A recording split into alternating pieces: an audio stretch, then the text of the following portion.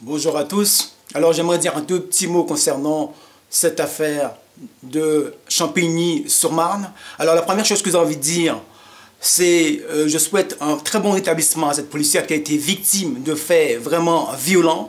Et vraiment, je dénonce avec beaucoup de férocité cette violence parce que je pense qu'il faut condamner cette violence-là. Mais je pense que si nous voulons soigner la violence qui ne va pas dans la banlieue, il est important non pas de lutter contre la violence de façon partielle ou partiale, mais qu'il est très important d'essayer de soigner la violence dans sa globalité. Donc si nous pointons du doigt ce que j'ai vu, beaucoup d'internautes ont pointé du doigt comme étant des racailles, je pense qu'il faut soigner la violence dans son ensemble. Cela veut dire qu'il faut d'essayer de traiter cette violence qui ne va pas dans la banlieue, mais aussi, et quand il s'agit des violences policières, il faut aussi que la question de la justice soit aussi soulevée, parce que nous savons qu'il y a trop de bavures policières, et je pense qu'on ne peut pas, pour une question aussi importante, traiter cette question-là de façon partiale. Voilà, ça c'est la première des choses que j'ai envie de dire. La deuxième chose que je dirais, c'est que j'ai pu constater là, c'est qu'il y a beaucoup de gens, ils profitent de ce qui se passe aujourd'hui de façon à tenter d'instrumentaliser cette affaire-là, de façon à pointer du doigt une certaine communauté qui vit dans la banlieue sans jamais la citer. Alors, c'est pas ces gens-là, qui ont fait ci, ces gens-là qui ont fait ça.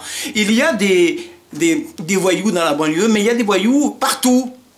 Il y a des voyous partout. Eh bien, j'aimerais bien que tous ces gens qui sont en train de pointer du doigt cette violence qu'a subie cette policière, et je dis qu'il faut la dénoncer, mais aussi quand la police a des bavures, il faut aussi la dénoncer, il faut aussi être présent, il faut aussi être sur la toile, parce que ce n'est pas comme ça qu'on va arriver à soigner la question de la violence dans ce pays-là. Moi, j'ai entendu Monsieur Macron se prononcer en disant qu'il allait être très sévère concernant ces jeunes-là. Mais moi, j'ai envie de dire, nous avons en ce moment un président qui ne cesse de ruser avec nous.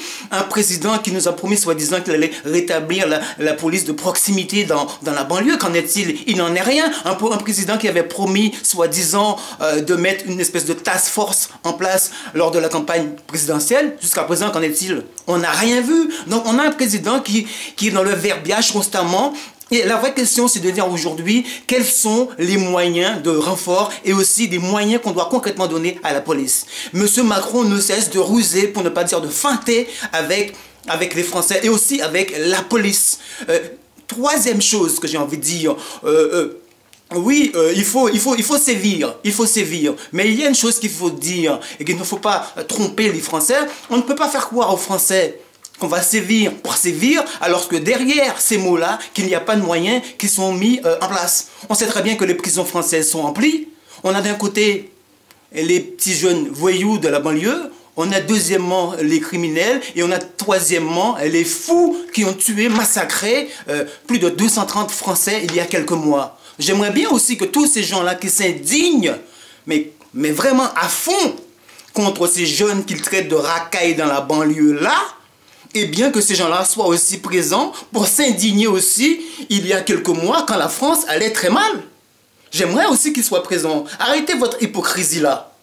Donc si vous dénoncez les petits jeunes que vous traitez de racailles constamment dans la banlieue et que vous estimez qu'il y a un vrai problème dans la banlieue, parce que je suis d'accord avec vous, mais aussi, il fallait être présent aussi pour dénoncer la violence qu'a subie la France il y a quelques mois. Il fallait aussi être présent pour dénoncer la violence en Libye, l'esclavage qu'a subi nos frères en Libye. Nous avons beaucoup de gens qui ont été tués, massacrés, mis dans des charniers. J'aimerais aussi que Macron s'exprime sur ces questions-là de façon aussi flagrante, de la façon qu'il le fait concernant certains jeunes de la banlieue, pour ne pas dire des noirs dans la banlieue. Parce que tout le monde sait de quoi on parle. On sait très bien qu'on parle des jeunes noirs dans la banlieue, mais personne n'ose dire le nom en fait. Mais voilà, c'est ça la vérité qu'on n'ose pas dire. Bon, je dis, il faut stopper avec cette hypocrisie d'État, et aussi tous ces gens qui viennent là comme ça, là, ils n'attendent qu'une seule chose.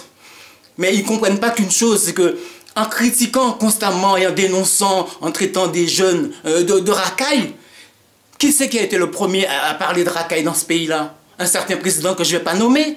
Mais quand vous dites que ces jeunes-là sont des racailles, mais c'est implicitement vous-même que vous traitez de racailles. Parce que c'est le message politique qui a été donné, alors que ceux qui sont les élites devraient en être l'exemple.